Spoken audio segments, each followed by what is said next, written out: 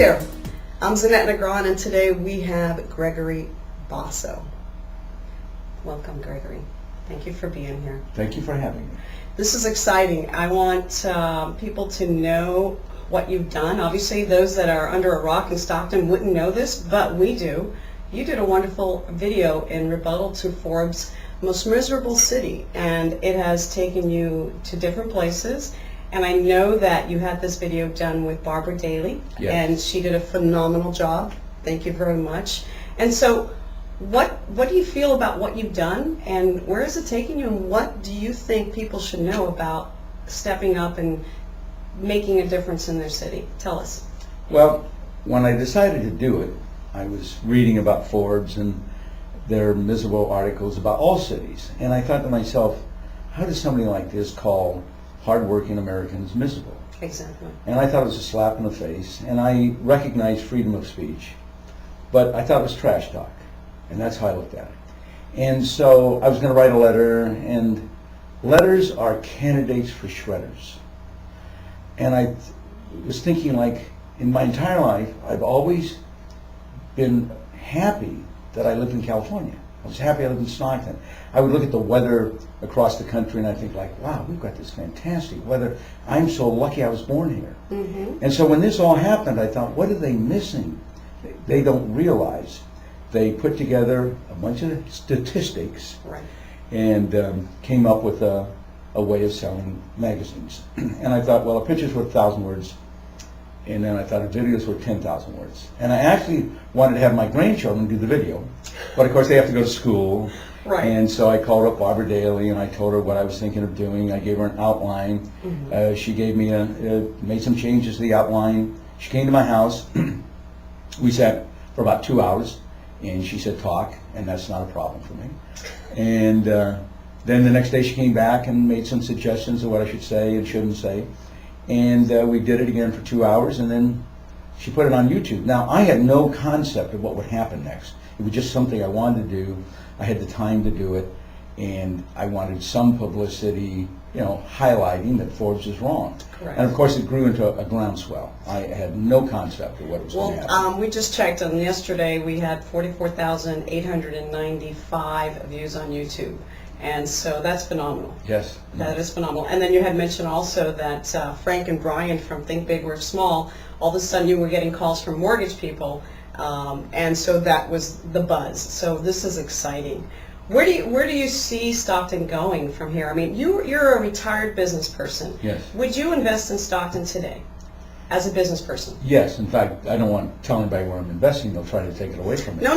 But would you? Seriously, for those that are interested in coming to Stockton, is that even something you would consider? Well, certainly. Depending on what I was doing, the business I was in, and that was my point in the video.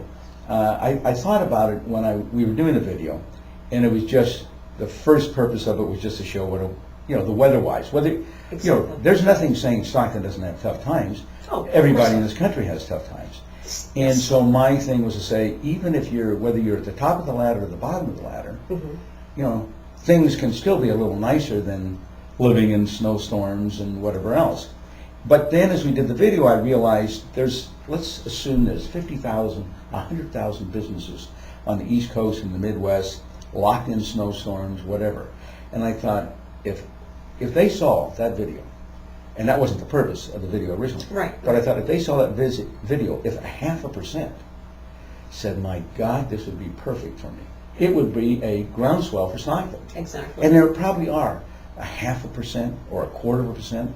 And what is that of 100,000 businesses? That would overwhelm Stockton. They would say to themselves, I don't need to be in Toledo. I don't need to be in Atlanta. Exactly. Stockton would be a perfect thing for my business. So I think for the right business, this is a great place to come. Excellent. Now, in regards to, I know you can't predict the future, but where is this? Oh, I have opinions on everything. I'm sure you do.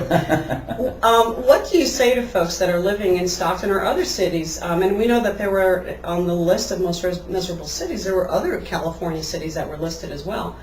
What would you say that we should be doing, and what should citizens be doing or residents be doing for their cities to help improve it? I mean, everyone's struggling. We all know that. We have states that are having major issues, Wisconsin being one, and Ohio, we know of these issues that are going on, but what inspired you when you did this video? Where do you see this going and taking Stockton, if you will? Well,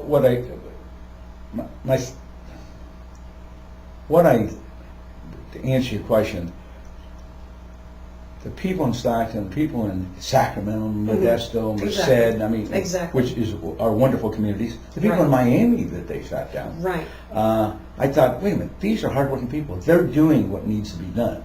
It's not their fault that we have the problems we're having right now. And those problems have to be worked out.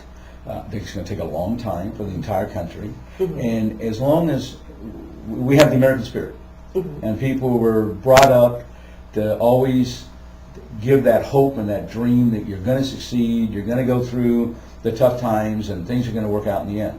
And that's the attitude of most people I know. And so nothing changes. They just keep plugging along, and with the dream that it's going to work out in the end. And goals are a way of defining dreams. Exactly. Now, I feel Stockton can be the comeback city. And obviously we were, the All-American City twice. Yes. So I believe Stockton has the potential of being the comeback city, which would be wonderful. Now, is there any last messages you want to tell our audience, or anything else you want to share, or any projects you're working on, and what's next for Gregory? Well, Gregory is retired, and I did my one-shot 15 minutes of fame. And probably the most exciting thing was the overwhelming support and rally from the people in Stockton. I've never seen anything like it. I wasn't embarrassed by it, I was overwhelmed by it. I mean, I spent the first week 12 to 15 hours a day doing nothing but fielding emails. Right. And looking at them, responding to some. Of course, when you respond, then they respond back, and I thought, boy, I'm going to be up all night long. But it made me happy that so many people were happy about the video. Well, I'm grateful you responded to my email. Thank you so much for doing that. And I appreciate you coming in. Everyone, Gregory, thank you so much. And hopefully we can have a follow-up video maybe down the line and see what's going on and where the future is going. Thank you so much for being here. Thank you. All right.